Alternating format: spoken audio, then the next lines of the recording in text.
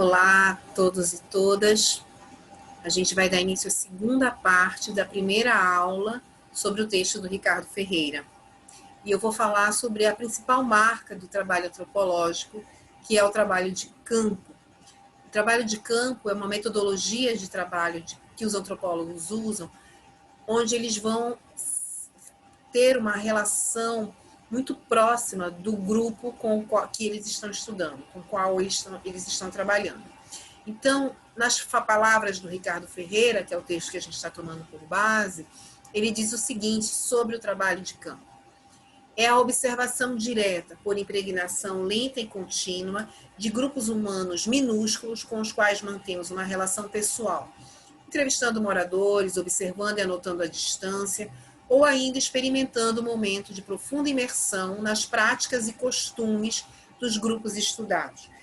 Ele fala ali grupos humanos minúsculos, porque, em geral, o trabalho de campo ele é feito com grupos em pequena escala, né? Uma comunidade de moradores, por exemplo, de um bairro, né? Ou uma tribo, uma aldeia, Bororo, lá no Brasil Central, ou então um grupo de capoeira. Enfim, a escala pode variar, mas em geral são grupos de dimensões relativamente pequenas, justamente para que o antropólogo possa ter esse contato com a maior parte dos moradores ou dos participantes ou dos nativos daquele grupo. Então, ele pressupõe o trabalho de campo, essa estadia, esse momento vivenciando o cotidiano do grupo com o qual você está trabalhando, uma sociabilidade intensa com esse grupo. E você, ao estar com esse grupo, você vai realizar o que a gente chama de observação participante. Você não vai só apenas observar o que eles fazem, entrevistá-los para saber o que eles dizem. Você também vai participar das atividades que aquele grupo tem, participar dos seus rituais, né, dos seus momentos cotidianos, vivenciar o dia a dia com eles. Então, o trabalho antropológico, ele pressupõe essa relação de afetiva, né? Essa relação também sensorial, porque você vai estar lá, você vai estar participando, sentindo, se envolvendo com as atividades com o grupo e com as pessoas daquele próprio grupo, né? Então, essa é, portanto, uma marca da antropologia, o trabalho intenso, que é como ele mesmo diz, o Ricardo Ferreira, que vai te impregnando, porque você vai compartilhar com eles intensamente aqueles momentos em que você vai estar exercendo a observação participante. E ao fazê-lo, você tem o seu diário de campo, que é onde você vai fazer as anotações diárias para que você não esqueça, né, depois daquelas questões, daqueles momentos que você viveu, às vezes trechos de conversas informais que você estabeleceu e que você não quer esquecer, você anota no seu diário de campo. Esse trabalho de campo, essa observação participante, muitas vezes pressupõe também entrevista. Isso é uma questão interessante, porque muitas vezes, em outras disciplinas, o pesquisador faz entrevistas, às vezes entrevistas longas, e depois vai embora e faz o seu trabalho em cima dos relatos das entrevistas.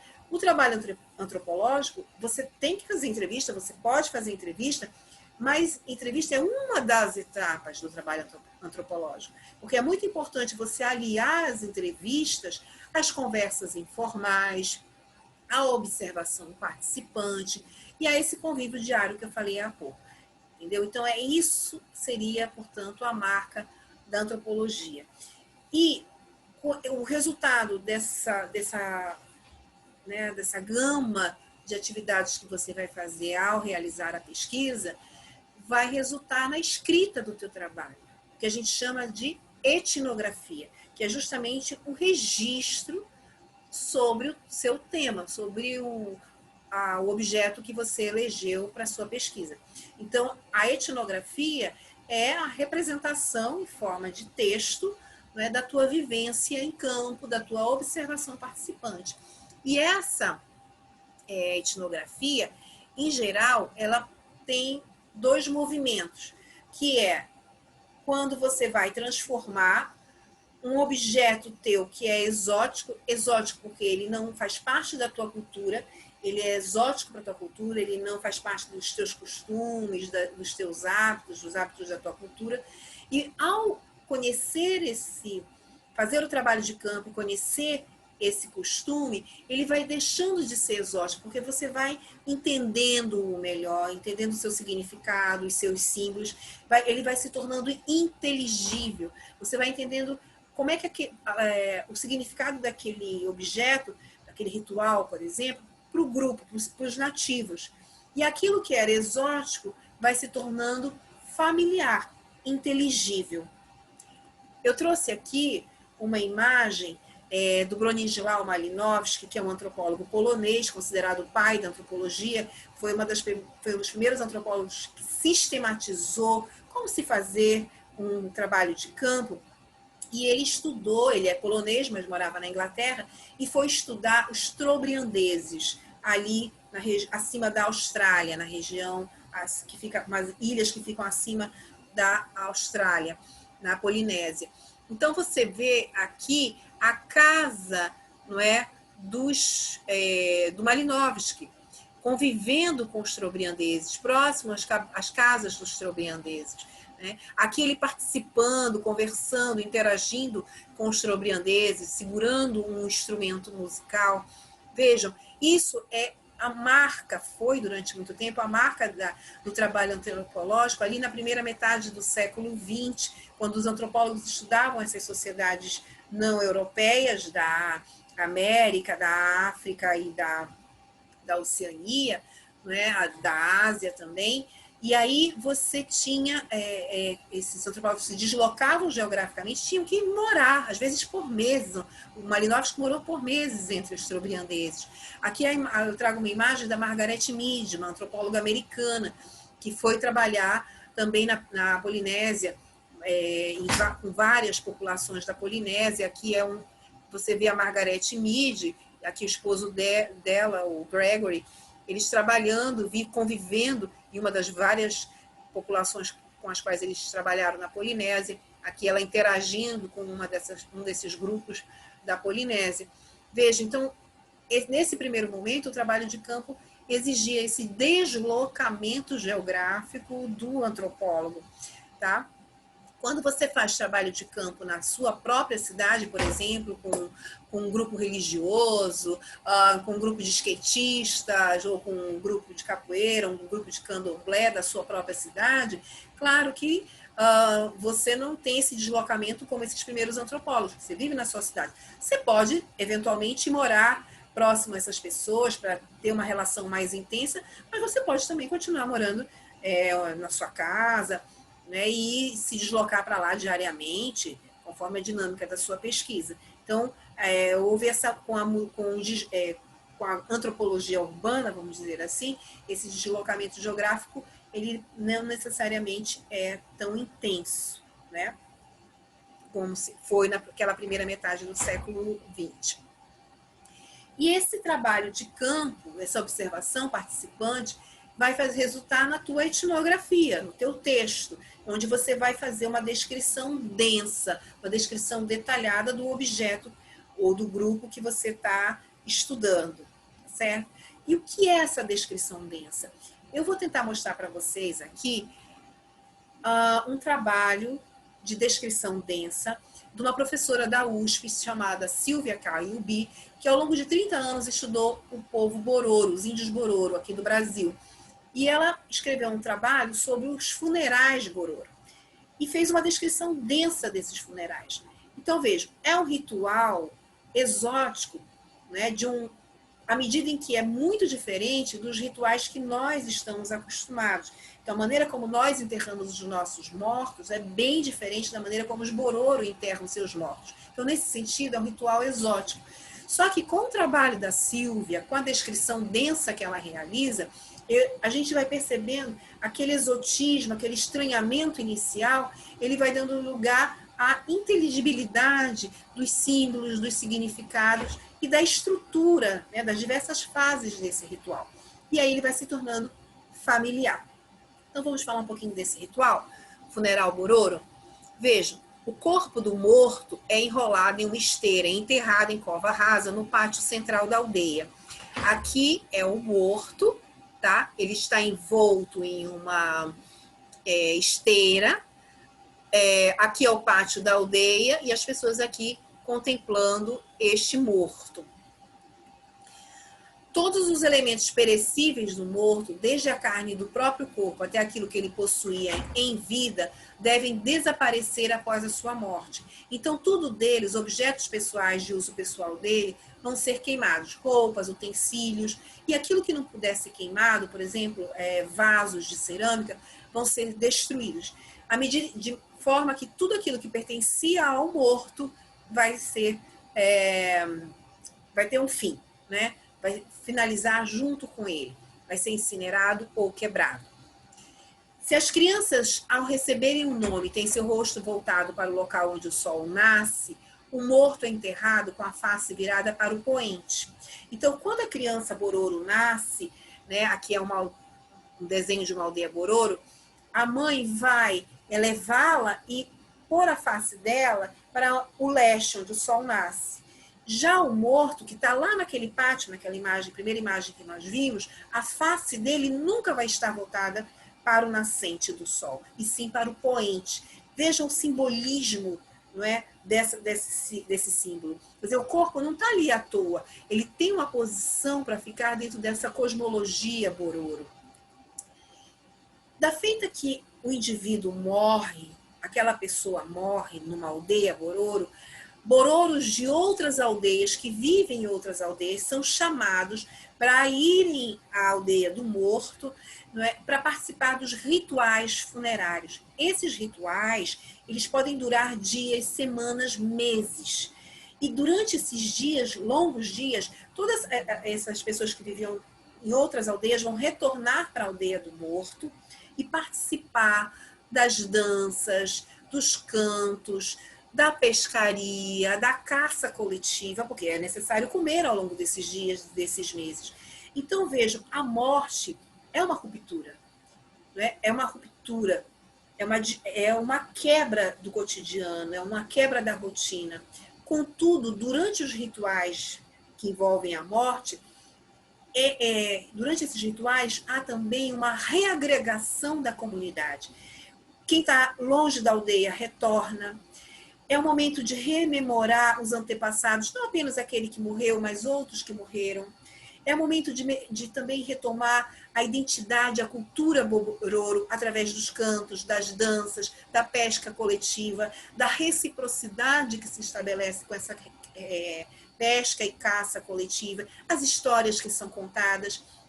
Então, embora a morte seja um momento de ruptura, o ritual, a forma como ele é construído, ele permite com que os vivos, não é, se reencontrem, estabeleçam uma sociabilidade, se lembrem, não é, rememorem os seus antepassados, a sua identidade e reforcem essa identidade. E os jovens que estão participando desse ritual, eles vão aprendendo a cultura Bororo, os rituais, os cânticos, ouvindo as histórias também dos seus antepassados, que são contadas ali pelos mais antigos. Então, a morte, se de um lado ela é uma disruptura, ela é também uma forma de você reforçar, né, a identidade Bororo e reforçar os laços de reciprocidade entre os Bororo. Finalmente, os ossos do morto, depois que a carne se esvai, os ossos são escarificados, lavados, colocados nessa esteira aqui, não é? E levados para a baía, para a água, onde a esteira é furada e os ossos finalmente são enterrados.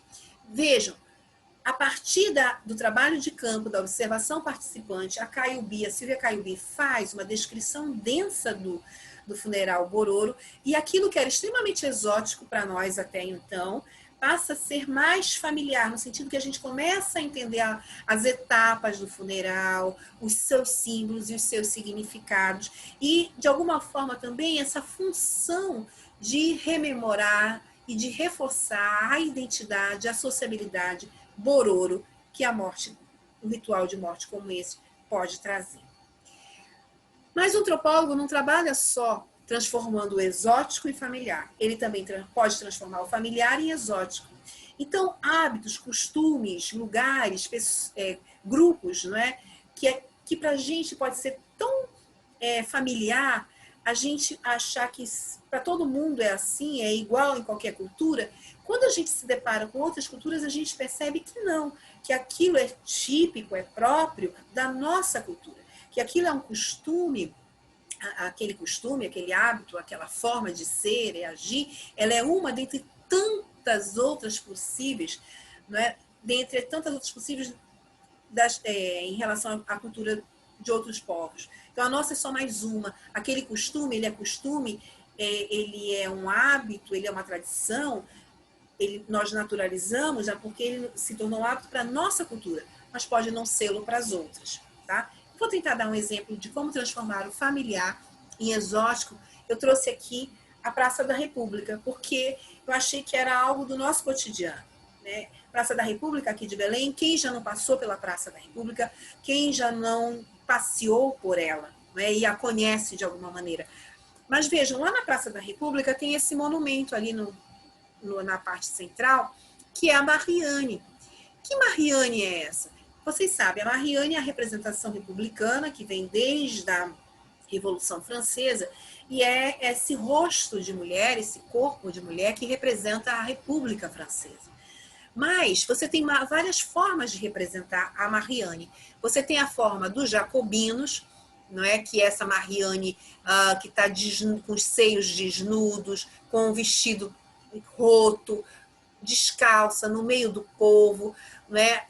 Em luta, e uma ideia de proximidade com o povo, de tentativa de aproximar a República do povo, os ideais republicanos do povo, das reivindicações desse povo, permitir que esse povo esteja representado nessa nova república, que é o ideal jacobino. Em contraposição a essa Marianne, representada pelo artista plástico Delacroix nesse quadro, você tem a Marianne dos girondinos, que, se vocês observarem bem, ela não está desnuda, os seios não estão desnudos, ela não está no meio do povo e não está com os cabelos soltos, não é? Por quê? Os girondinos não tinham essa mesma perspectiva de república dos jacobinos. Eles não tinham essa intenção de trazer a representatividade do povo, era bastante limitada na República Girondina, assim como em seus direitos. E qual vai ser a Marianne que os republicanos paraenses vão chamar, não é, para ser esculpida lá e ser hasteada lá no centro da Praça da República? É justamente a Marianne dos girondinos. Essa Marianne que representa a República brasileira, que é uma república que não tem participação popular nem representação popular. Uma república que o povo viu ser proclamada e sem entender bem, como diz o Zé Murilo de Carvalho, assistiram à proclamação da república bestializados porque não sabiam nem exatamente qual era o significado disso. E aí eu pergunto para vocês, quantas vezes a gente não passou por aquele monumento? Quantas pessoas não passam por aquele monumento? Faz parte da passagem, do caminho de tanta gente, do dia a dia de tanta gente, não é? E a gente não sabe o significado dele. É necessário, embora ele nos seja familiar, porque nós passamos lá sempre, mas a gente precisa se deslocar, exotificá-lo para entendê-lo melhor, para entender o seu significado, o seu simbolismo. Isso é transformar o familiar em exótico.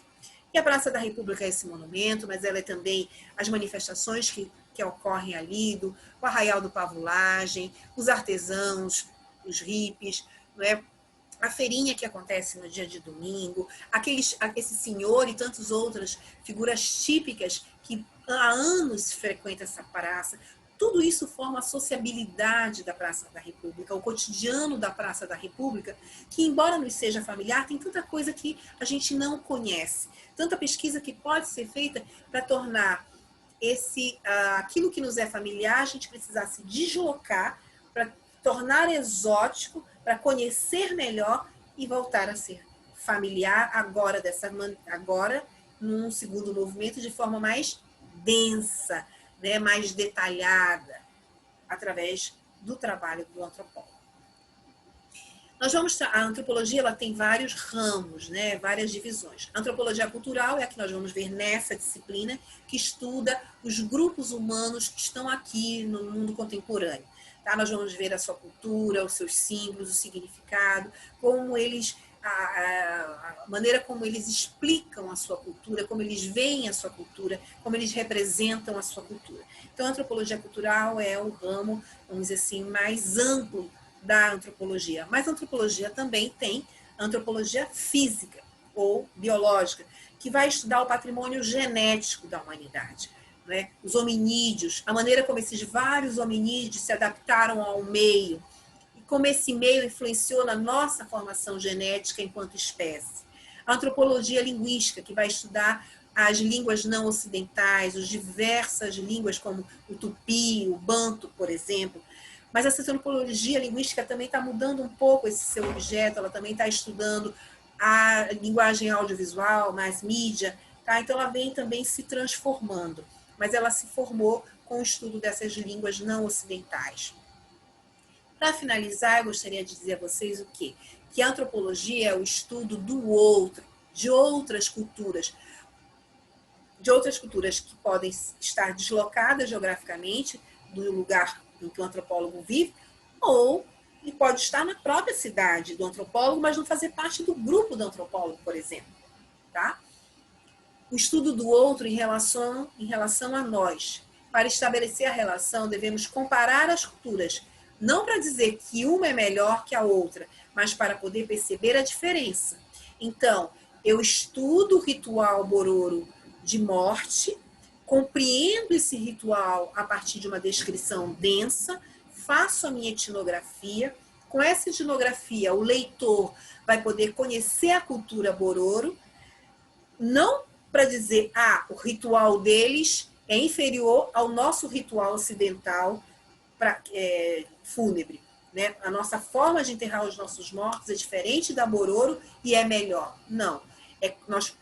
A proposta da antropologia é você comparar para entender melhor aquela cultura, aquele ritual nos seus próprios termos. E você pode sim comparar com a cultura do antropólogo, mas não para hierarquizar, não para detratar, não para dizer que a minha forma de enterrar os mortos é melhor, por exemplo, que os Bororo, certo? É na relação de contraste, de comparação, que percebemos a alteridade. Então, quando eu comparo a minha cultura com a de outro, eu começo a perceber que a minha cultura não é única, que ela é mais uma dentre tantas possíveis. E que a resposta que o meu grupo deu àquele comportamento, àquele tipo de alimento, aquela forma de vestir, é mais uma dentre tantas outras possíveis. Tá? Então, cabe a mim, antropólogo, conhecer as outras formas e entender o outro nos seus próprios termos, entender os valores, como eles se expressam, como eles se definem. Assim, poderíamos dizer que a antropologia busca produzir um conhecimento sobre nós, mas através do desvio pelo outro. À medida em que eu conheço o outro, a cultura dele e como ele explica a sua cultura, como ele concebe a sua cultura, os seus valores, os seus rituais, eu entendo, isso me ajuda a me pensar, a me desnaturalizar e a me entender melhor.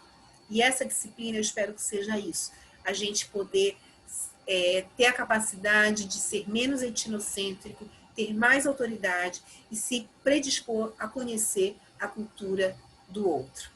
É isso, gente. Obrigada por ter ficado comigo até aqui. Até a próxima.